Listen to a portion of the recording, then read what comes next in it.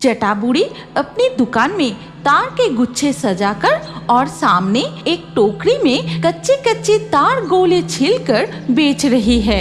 पेड़ के नीचे हाथ में लालटेन लिए एक डरावनी चुड़ैल खड़ी है और तार के पेड़ पर चढ़ के सफेद साड़ी पहने एक औरत तार तोड़ रही है। रात तब 1:45 बज रहे थे।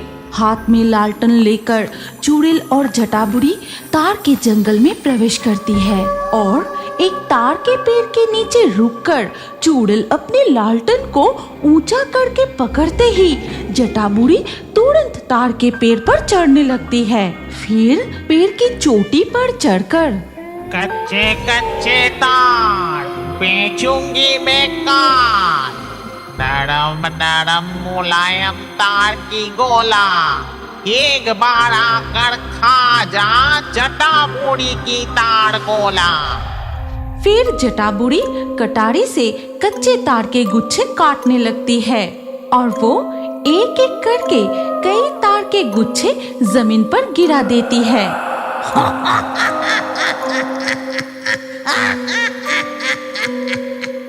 फिर जटा बूढ़ी नीचे उतर आती है। चुड़ैल और जटा बूढ़ी तार के गुच्छों को लेकर तार के जंगल के रास्ते से कहीं चली जाती है। अगले दिन सुबह रामपुर के हाट में देखा जाता है। पी लो आम का शरबत पी लो। मेरा ये आम पन्ना बहुत ठंडा है, एक बार पी कर तो देखो। स्पेशल आम पन्ना, पी कर जाओ। ये है पंचानन। रामपुर के सभी लोग इसे प्यार से पांचू कहते हैं। ये पांचू हाट में तरह तरह की चीजें बेचता है, लेकिन किसी भी चीज में ज्यादा मुनाफा नहीं कमा पाता। ये पांचू भैया, मुझे नहीं पिलाओगे तुम्हारा आम पन्ना शरबत? मुझे भी एक गिलास दो। हाँ भाभी, अभी देती हूँ। एक गिलास सिर्फ 10 रुपए।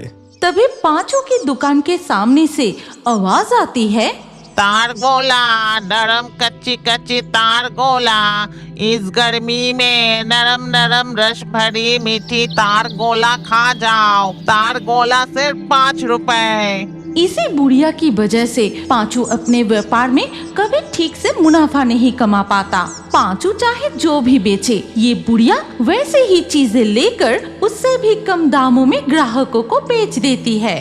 नरम नरम मुलायम तार गोला, तुम लोग एक बार खा कर तो जाओ जरा मेरी ये मीठी तार गोला। बाजार में कई लोग जटा बूढ़ी की तार गोले की दुकान के सामने जमा होते हैं और उधर पांचू की दुकान बिल्कुल खाली। ये बुढ़िया कितनी डरावनी दिखती है। ऐसा लगता है जैसे शमशान से जागकर आई हो। किसी को पता नहीं वो बुढ़िया असल में कौन है और उसकी घर कहाँ है, कोई भी नहीं जानता। जटा बूढ़ी अपनी दुकान में तार के गुच्छे सजाकर और सामने एक टोकरी में कच्चे कच्चे तार गोले छीलकर बेच रही है। बूढ़ी अम्मा, मुझे 10 रुपए की तड़गोले दो। मैं अभी देती हूँ। फिर जटा बूढ़ी पत्ते की प्लेट में 2 तार गोले उस औरत को देती है। फिर एक एक करके बाकी ग्राहक भी तार गोले खरीदने लगते हैं और पांचू अपनी दुकान में गमछे से मक्खियाँ उड़ाता रहता है। ओहो, आज की बिक्री भी बिल्कुल चौपट हो गई। मैं घर लौट जाता हूँ। पांचू अपना सामान टोकरी में लेकर घर लौट जाता है। तभी उसकी पत्नी उससे कहती है, ए जी, आज बाजार में कैसी बिक्री हुई? अरे तुम पूछो मत, जब से वो डरावनी बुढ़िया रामपुर के हाट में आने लगी है, मेरी बिक्री बिल्कुल बंद हो गई है। आज वो बुढ़िया बाजार में तारगोले बेच रही थी। हाँ, ये क्या कह रहे हो? फिर क्या होना था? इस गर्मी में सब लोग मेरा आम पन्ना शरबत छोड़कर उस बुढ़िया की दुकान पर भीड़ लगाने लगे। ऊपर से वो सस्ते दामों पर तारगोला बेच रही थी। सुनो ना, मैं कहती हूँ कल बाजार में तुम भी तार गोले बेचना और उस बुढ़िया से कम दामों में बेचना, तब उसकी दुकान पर कोई नहीं जाएगा। हाँ, वो तो ठीक है, लेकिन मैं कच्चे तार लाऊंगा कहाँ से? क्यों? मैदान की तरफ जाने वाले रास्ते में वो जो बड़ा तार का जंगल है ना, वहाँ के पेड़ों में बहुत सारे तार लगे हैं। आज रात तुम और मैं वहाँ चलेंगे। फिर रात में पांचू और उसकी पत्नी उस तार के जंगल में जाते हैं और तभी वो वहां जाकर जो देखते हैं उससे उनके होश उड़ जाते हैं। भाग्यवान, जल्दी से पेड़ के पीछे छिप जाओ, अगर उन्होंने हमें देख लिया तो मुसीबत हो जाएगा।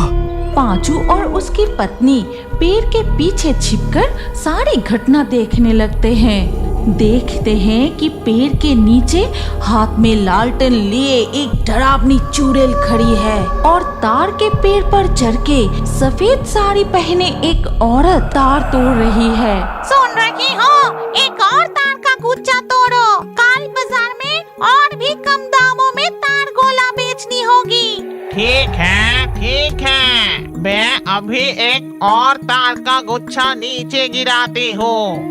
ये कहकर वो सफेद साड़ी पहनी औरत तार के पेड़ के ऊपर से एक और तार का गुच्छा नीचे फेंकती है। बस बहुत तार हो गया, अब तुम नीचे उतर आओ।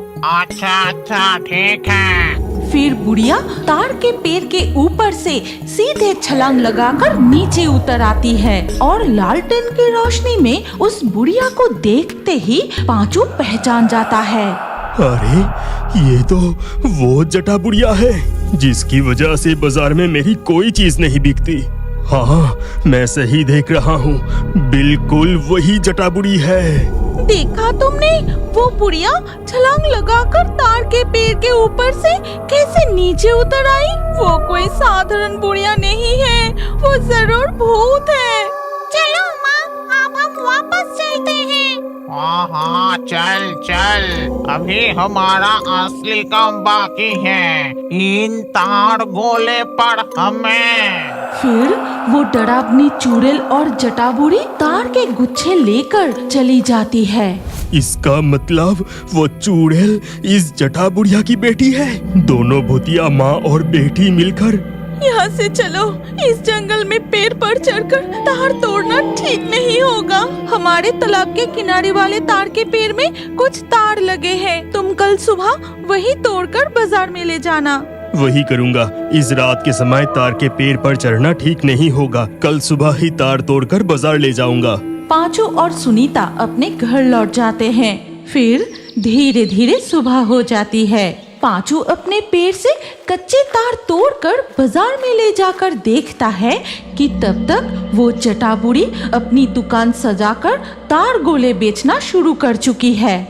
नरम मुलायम तार गोला, तुम लोग एक बार खा कर तो जाओ जरा, मेरी ये मीठी तार गोला। एक एक करके सभी लोग बुढ़िया की तार गोले की दुकान पर भीड़ लगाने लगते हैं और ये देख पांचू, मेरी दुकान की तरगोले खाओ, चीनी जैसी मीठी पानी वाली नरम मुलायम तरगोले, 1 रुपए में 1 रुपए में 1, दम में कम और गुण में अच्छा, पांचू का स्पेशल तरगोले खाओ। पांचू की आवाज का कोई फायदा नहीं होता। आज तो जैसे सारे ग्राहक सम्मोहित होकर बुढ़िया की तार गोले खाने लगते हैं और बदले में कोई अपने सोने का हार तो कोई अपने हाथ की चूड़ी या सोने की अंगूठी देने लगता है। अरे, सभी लोग क्या पागल हो गए? उस जटा बुढ़ी को अपने सोने के गहने क्यों दे रहे हैं? समझ गया, वो बुढ़िया कोई साधारण बुढ़िया तो नहीं है, उसने जरूर तारगोले में कुछ किया है। बुढ़िया की सारे तारगोले बिक जाने के बाद जब वो वापस जाने लगती है तब पांचू उसका पीछा करता है और देखते हैं कि वो जटा बुढ़ी तार के जंगल को पार करके एक विशाल बांस के जंगल में प्रवेश करती है। फिर जटा बुढ़ी एक मिट्टी के घर के अंदर चली जाती है। अच्छा, तो यही वो जगह है जहाँ जटा बुढ़ी और उसकी चुड़ैल बेटी रहती है। मुझे ये बात अपनी पत्नी को बतानी होगी। फिर पांचू घर लौटकर अपनी पत्नी को सारी बात बताता है। उस बुढ़िया की हरकतें मुझे बिल्कुल ठीक नहीं लग रही। वो और उसकी चुड़ैल बेटी मिलकर जरूर कोई बड़ा षड्यंत्र कर रही है। शाम होने दो, फिर मैं और तुम जाकर उन पर नजर रखेंगे, देखेंगे वो कमरे में क्या करती है। फिर शाम होते ही पांचू और उसकी पत्नी उस जटा बूढ़ी की झोपड़ी के पास जाते हैं और छिपकर खिड़की से देखने लगते हैं। माँ, बस कुछ दिन और तुम रामपुर के बाजार इस तरह चीजें बेचती रहो, फिर पूरे गांव वाले का सोना हमारे पास आ जाएगा। उसके बाद जब सिंदूक भर जाएंगे तब हम ये गांव छोड़कर दूसरे गांव भाग जाएंगे।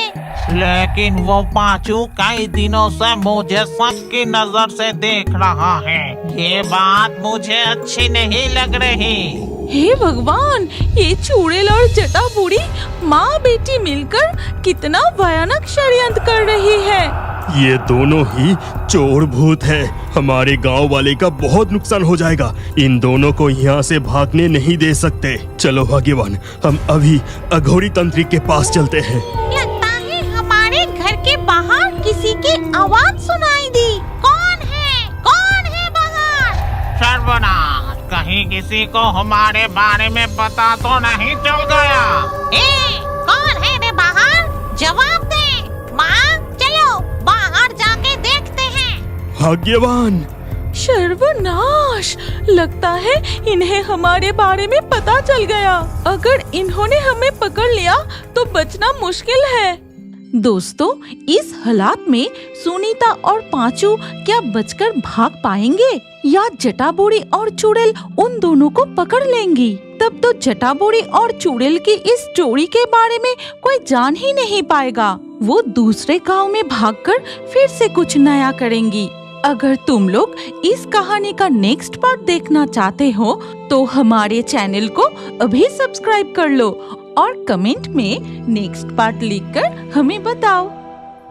क्या आप जानते हैं कि आपका नाम भी हमारे कार्टून वीडियो में आ सकता है? और आज के लाकी ड्रॉ में चुने गए नाम हैं सुमन, भवेश, सार्थक, आंचल, रेहान, आकांक्षी, अंशिका, जयंती, मुस्कान, मोहिनी, माही, नितिन, विनीता, अंजलि, अंजू। आपका नाम और अच्छे कमेंट हमारे अगले वीडियो में देखने के लिए अभी हमारे fairy tunes horror story channel को सब्सक्राइब कीजिए, फिर आपका नाम कमेंट में लिखिए और स्क्रीन के ऊपर जो अगला वीडियो दिख रहा है उस पर क्लिक करके उसमें भी अपना नाम लिख दीजिए। आपका नाम हमारे कार्टून वीडियो में जरूर दिखाया जाएगा।